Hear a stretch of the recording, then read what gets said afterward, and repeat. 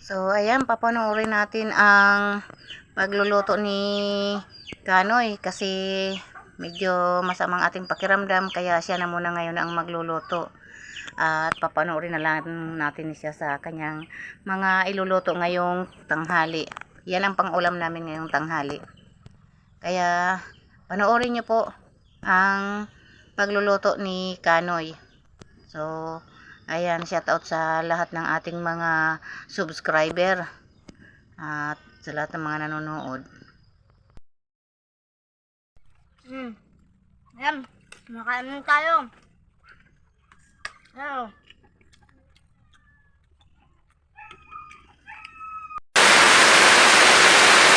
So, ayan, magandang araw. Shoutout natin kay Sergio Sangkaling. Ayan, magluluto si Kanoy ng ating pangulam ngayong tanghali. Shoutout natin ang lahat ng ating mga solid followers at yung ating mga subscriber. At ayan, tinitikman ni Kanoy ang linuluto nating ulam na karne. Ayan, baka maubos naman ang sabaw. Higop mo at katitikim. Ayan, oh. Kaya ikaw na muna ang magluto at napapagod ako. Kaya ikaw na muna ang magluluto niyan. Sarapan mo ang luto, ha. Ayan. Huwag mo nang haluin at baka magkadururog na yung karne. So, ayan mga guys. Titikman muna natin to. So, ayan. Okay na yung lasa. Yummy na. Tukugan pa natin ng konti kasi masyadong Ayan. Okay mga guys. Hintay lang tayo ng ilang minuto at nasa na yung takip. Ito, tatakipan na natin to. Halo muna tayo.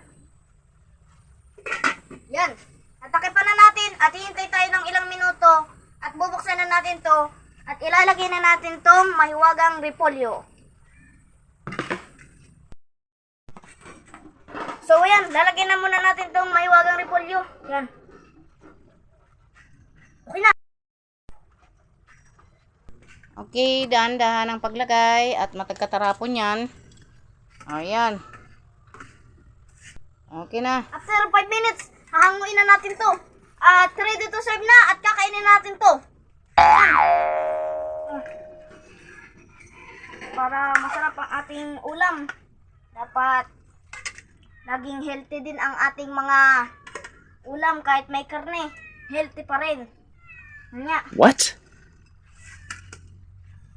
At yun, ang ingay ng pusa. Hindi namin yung pusa. Nandito lang. Kakain na daw kasi siya.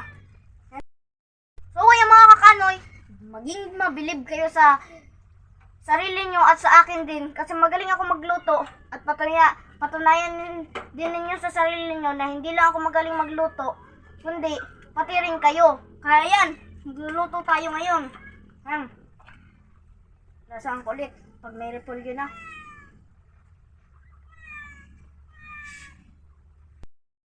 Nakuha ko na ang the best na laksa ng repolyo with mahiwagang repolyo na meron karne ng baboy at yan pa yung pinaka-special, ang mahiwagang ugong. So ayan, special na luto. Mahiwagang mga mahihiwagang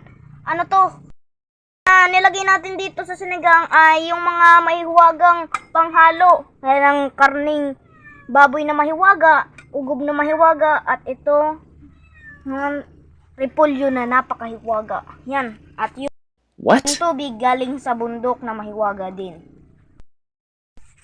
So ayan, hahainin na natin to at magpapatulong tayo sa paghahain nito, baka mauhula pa.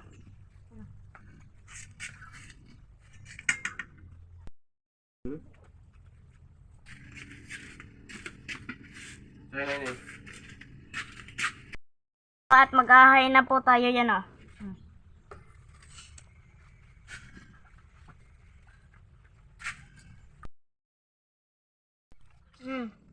Ayan, makain tayo. Ayan.